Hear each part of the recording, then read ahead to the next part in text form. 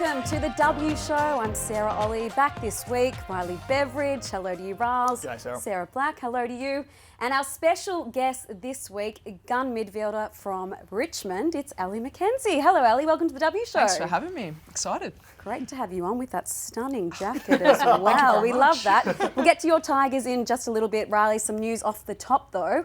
And we begin with a premiership Lion who's in demand. Yeah, Taylor Smith from the Brisbane Lions and one of the best key forwards in the competition. She certainly is in demand because clubs think she could be gettable at the end of the year. It's an interesting one because she's still contracted for 2026, but as I said, it hasn't stopped clubs from registering a pretty significant interest in luring her across. I'm keeping a close eye on Essendon in this one. The Bombers had some interest when she was last out of contract before she signed a 2-year deal. I think that was in 2024. And rivals think that if any club is going to make headway on this one, it would be the Bombers. She kicked 22 goals last year and was the AFLW's highest goal kicker after finals. Earned a maiden All-Australian blazer, of course. Brisbane's position, though, is going to be pretty clear, I think, and it's going to be a pretty obvious one in the sense that she is contracted and a required player. So fair to say, if clubs do want to make an attempt to get her at the end of the year, it would take a fair bit to prize her out of the Lions. Let's stick with premiership players, but head to Arden Street because a gunroo, a bit of an unheralded roo, but one we love, has recommitted to the club. Yeah, Alice O'Loughlin. I think she's one of the most underrated superstars in the competition, given the work she does in that Kangaroos forward line. She probably entered the year as one of the biggest uncontracted players in the competition, and I think that was reflected in the size of offers from rival clubs in trying to lure her across.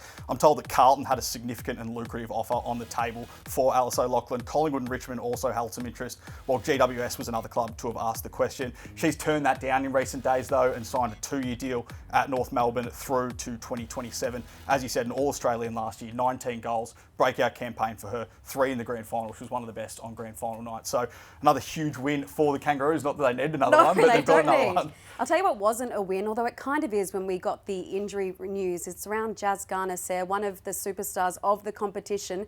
She went down with that lower ankle concern, but good news, she's not going to be missing for too long. Who's going to replace her, though, when she does come back into the team? So, yes, a 2 to 4 week injury for Jazz Garner, which is the best news possible, really. You see that it's an outer ligament issue, rolled the ankle outwards when she landed, and, you know, that can be up to a 6-week injury. So 2 weeks, if that is indeed, is the best case scenario.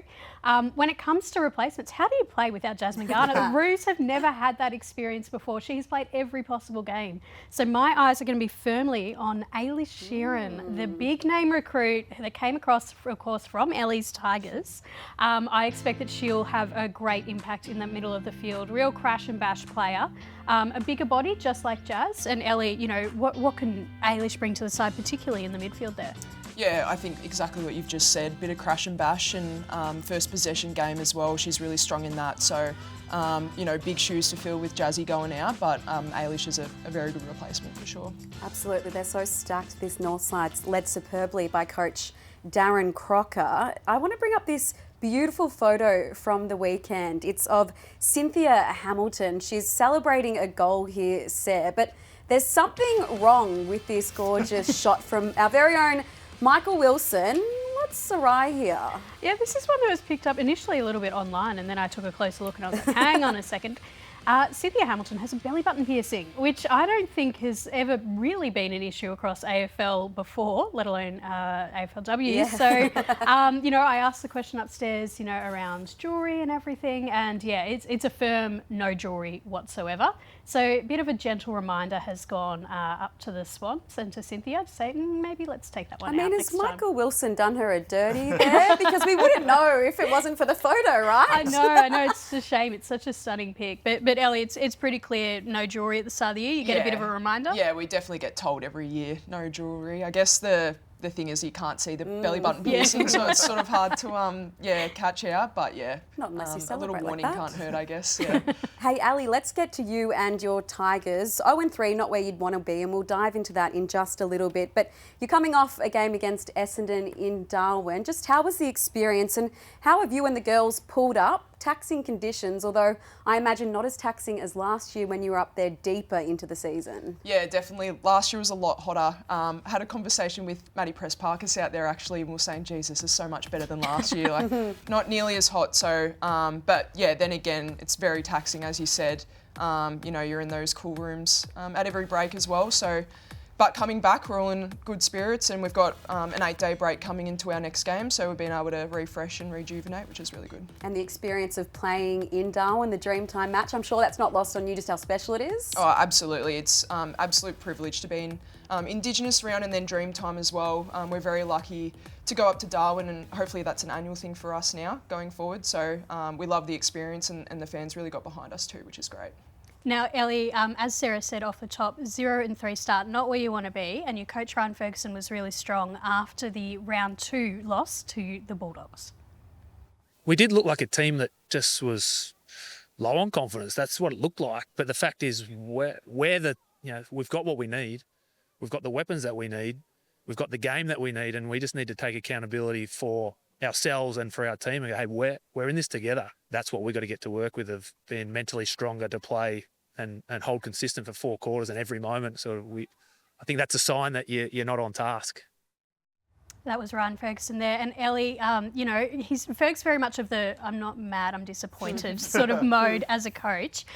Was that news to you, the way he was talking about, being confident and mentally strong, or is that something he's addressed with the team? Oh, it's definitely something he's addressed with us. Straight after that game, we're all very disappointed in performance, and as he spoke about, it sort of comes down to consistency, and we talk a lot about moments as a football club, and in that game especially, we probably didn't take our moments and we left a lot out there. So I guess we got to work on that, and pleasingly coming into round 3, I think we looked a bit more creative, and we're playing with a bit more freedom, and I think that's a lot to do with it too. So just going out there and playing, and although it didn't come to the scoreboard, I think there was heaps of improvement, and we'll build on that momentum too. What do you think has to change from the first 3 weeks to actually get this season back on track?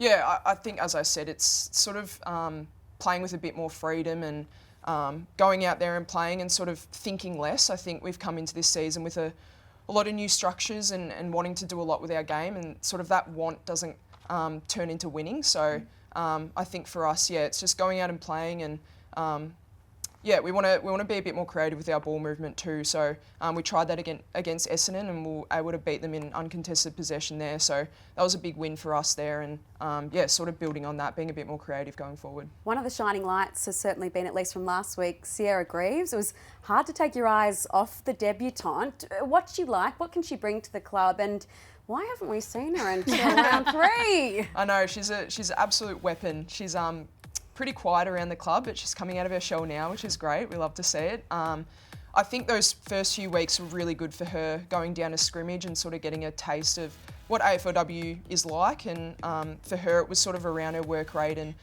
contest to contest running and sort of getting her patterns right before coming into the league. So I think she was really set up well coming into Dreamtime, and we saw how well she performed. And there's so much more to give for her. She's a little Mon Conti, we sort of see her as, so moves very similar to Mon, so she'll be one to watch going forward for sure. 2 Mons are better than 1, that's for sure. They certainly are. We spoke about it a couple of weeks ago in terms of the AFLW program going to men's games and watching some, and I know you guys were at the Hawthorn St Kilda game watching some Hawks players a few weeks before the season started. Now I'm told you were a big driver in that idea. I mean, can you talk us through the idea behind it and what you want to achieve from that?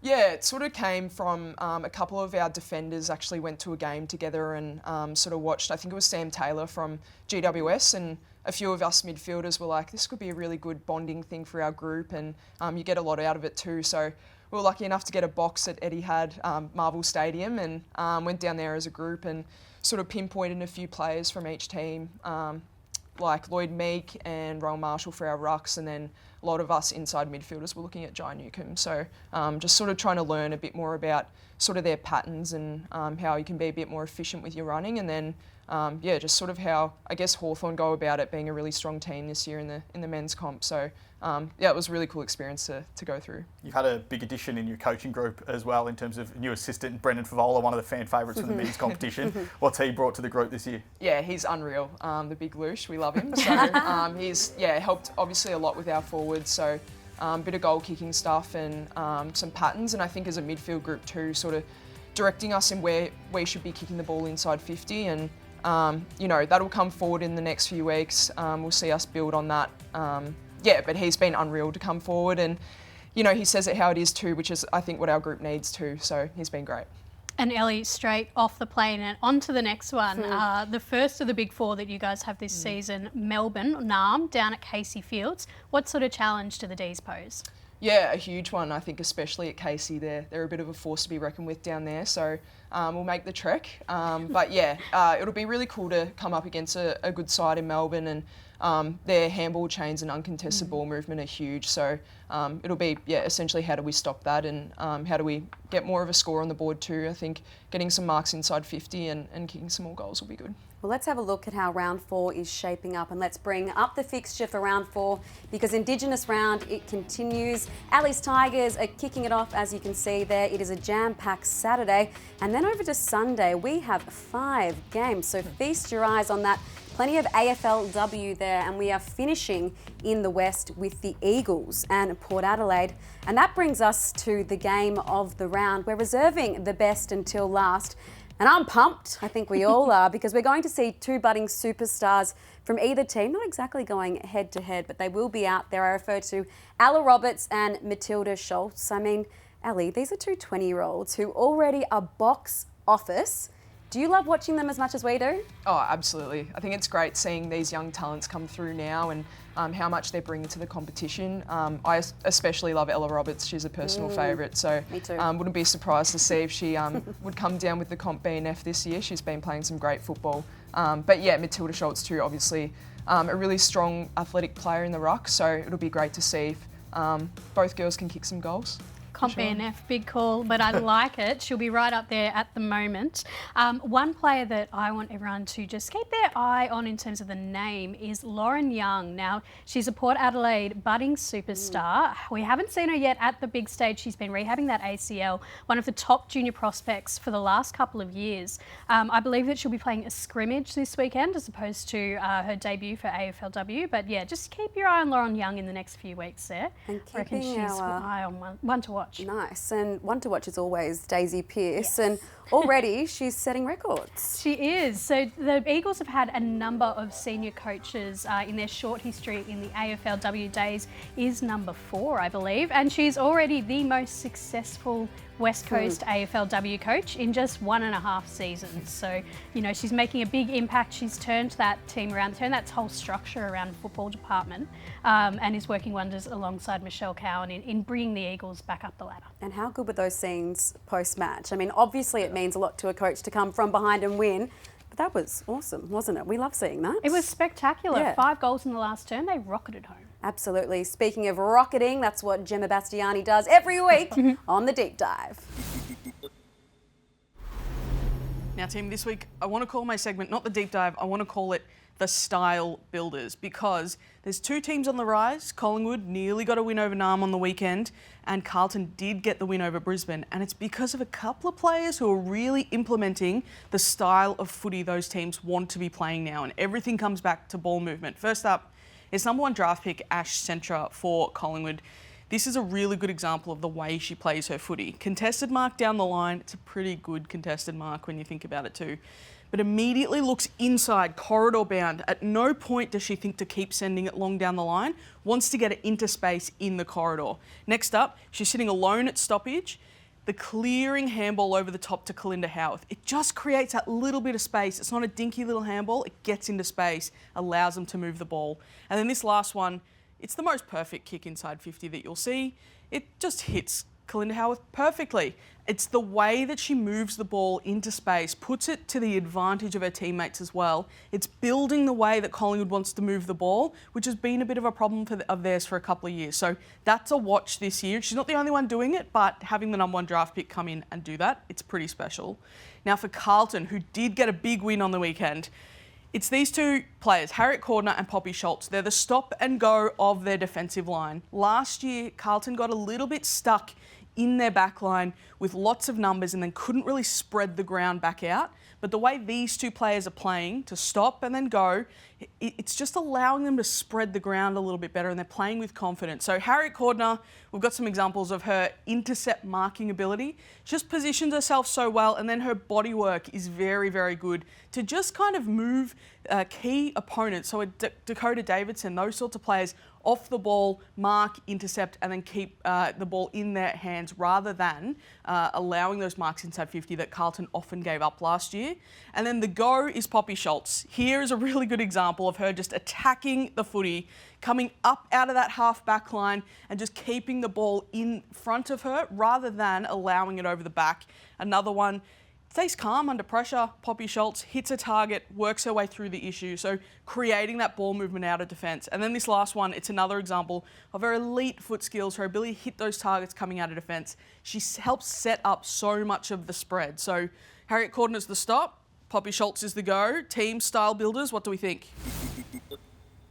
Well, I think the Schultz family breed football as well, but I'm going to defer to another number one pick on the couch, Ellie McKenzie, talking about Ash Centra because she's moving the ball beautifully. You watched that game. What did you take out of it? Yeah, I think Ash has come in with a lot of pressure on her, and that sort of first game probably didn't play out the way she wanted, coming with a bit of an injury, but we've seen how she's been able to move the ball, and her foot skills are top notch. So adding in to that Collingwood team, I think is going to be really important for them going forward. And yeah, she's a weapon, so I can't wait to see what she does going forward. Sarah, a match which I've got circled with a bit of intrigue is Essendon and Geelong. It's a team that's 3-0, the Bombers, against the Cats, which are 0-3, but is it a bit deceptive, that form line heading into it? Yeah, the Cats hierarchy would have looked at their fixture when they got it and gone, oh, I'm not sure about this, because they've had Adelaide, North Melbourne and Sydney, and the Bombers, you know, have had a bit of a gentless start to the year with the Giants, Ellie's Tigers in there as well. Ellie. Sorry, Elle. You know, and West Coast as well. So, you know, it may be a little bit of a false 0-3-3 zip. It makes this game particularly interesting, and the Cats have to win this. Absolutely, they do. There's a bit of a subplot to this one because it's Prosparkis v Prosparkis. It's Maddie against Georgie. 2 stars of the competition, just 2 years separating them. They're quite different though, aren't they, Ali? Even though they both play in the guts, what makes them both so damaging? Yeah, they're completely different players, I would say. You know, Georgie's a bit taller, a bit more athletic, aerial player, gets the ball forward, and then I think Maddie's more of that inside player, really creative, really smart footballer. So very different, but both equally very good footballers. Who would you rather be? God, tough question. I think I went through a lot of football with Georgie, so I'll have to side with her on this one. But she's a weapon. I think we'll come up against them in a couple of weeks too. So you can't lose either way with those Prosparkis girls. No, they're not. absolutely sensational. Hey, Riles, Hawthorn is sitting somewhat pretty at 3-0, like the Dons, but they're not really playing that style of football we've become accustomed to. Where do you think they're at? Well, I think it's a bit, like you said, a bit of a deceptive form line for them. 3-0 to start the year, but they've only kicked 9 goals in their 3 games. And speaking to a couple of the opposition sides that they've played against, they feel like Hawthorn's game style is actually leading to what's happening in those games, where they're a bit more dour, a bit more low scoring, and it's a bit frustrating in terms of not being able to score. So they only kicked 2 goals last weekend and only had 2 quarters where they actually scored at all, which led to that sort of really dour game where I think there was only 3 or 4 goals kicked against the Western Bulldogs. So I think they've got some issues in their front half. I think they were -9 for inside 50s last week as well. I know we spoke about it, you don't want to harp on about it, but the trade for Taylor Harris that didn't go through last year, whether or not there might be some regrets around that in terms of they're just not able to score. And when they are dump kicking the ball inside 50, they've had some injury issues in their attack already. They've got no targets down there to help them convert them. So some issues for them. They're going to have bigger tests ahead going into the season. I think the worry for them would be the fact that those 9 goals in 3 games have come against 2 sides that didn't play finals footy last year in Carlton and the Western Bulldogs. So there will be bigger tests for them this year, in particular when they get towards finals. And whether or not that forward line stacks up, that's a concern for me. Well, it's a concern for the Hawks as well. This was their skipper, M. Bates, post-match. That's exactly right. I think obviously you're still happy to win, but we're certainly not playing the way we want to play. Obviously we want to play a attractive brand of footy that's high scoring and with plenty of speed. So obviously credit to the Bulldogs, their pressure was outstanding. They smacked us around clearance around the ball today. So credit to them, but we really need to get our game going because no one wants to come and watch a 3-goal game. So disappointed with that, but at least we scraped the win. Beanies are chic, aren't they? But what do you make of those comments, Ali? Because whilst Hawthorn are sitting pretty at 3-0, even their skipper, M. Bates, isn't happy with the way they're playing, and she kind of voiced it there. It's incumbent on the league and the teams and the players to play an attractive brand of footy to build the game up. Yeah, I think clearly they're not playing their best football at the moment. We've seen them play some really good football. Obviously last year finals team, so I don't think alarm bells are sounding quite yet for them, but you'd want to see them getting up and going. Carlton and Bulldogs did really well to stop them moving the ball, but it's also clear, no Fleming, no Gilroy in the team's probably hurting them too. So you see those two players come in especially, and I think things look a lot different for them. So yeah, we've got a clash of the Titans, or are we still referring to Adelaide and Brisbane as a clash of the Titans? I mean, they are two of the OGs. They've been so consistent. Are they still both there this season, do you think? Yeah, it's a really interesting one. I've got a piece up on afl.com.au at the moment about the battle between Guana and the Lions. It's almost a battle of the ageing heavyweights, a little bit. The Lions are 1 and 2, which, and they've been really patchy. Yep. By their own admittance, they're not at their best. Adelaide, we were really concerned after round 1. They appear to have turned the corner a little bit, but that forward line continues to be an issue in terms of their accuracy in front of goals. So they're far from imperious, both sides this year, which makes this a really intriguing battle. The Lions definitely have the wood over the Crows, but I think the Crows are in better form at the moment. Well, Brisbane coach Craig Starcevich, he's always got something to say post-match, and this was the case after the loss to Carlton. I think part of it is having a comfortable win the week before too. I think that mindset is a hard one to get past. I mean, you're talking about professional athletes now, so you should be able to do that, but they're all human, so just getting back into that hard competitive mindset is sometimes a little more difficult than sometimes we give it credit for. But like I said, we look like we started well, so that's the confusing thing. Is he saying that they're perhaps a bit complacent? A little bit complacent, and having later in that presser having periods of shutting down and mentally switching off. And the difference this year is that Carlton of 2025 are able to take advantage of that, and that's a good thing for the competition. Absolutely. Let's see if they bounce back this weekend. It should be a great test against the Crows, who are coming off 2 wins. Ali, you've proved today that you're a real student of the game, and we will get to the AFLW and what everyone's doing this weekend, but I want to know, with the men's competition, who's your tip for this year's flag? Oh, God, that's a tough one. I'm going to go with Hawthorn. I grew up a Hawthorn supporter, so I wouldn't mind seeing them go all the way, but I also think Adelaide can be a really strong contender there, so wouldn't be surprised if they took it out too. Nice. So you'll be at Casey Fields. Obviously, you're playing. That would be a concern if you weren't. Sarah, where are you? Windy Hill on Sunday. Can't wait for that one. So plenty of AFLW. Raz, where are you up to? I'm going to head down to Icon to watch Carlton. Nice. Good game, I reckon. Well, there's AFLW everywhere you look this weekend, so make sure you get on down, and we'll see you at the W.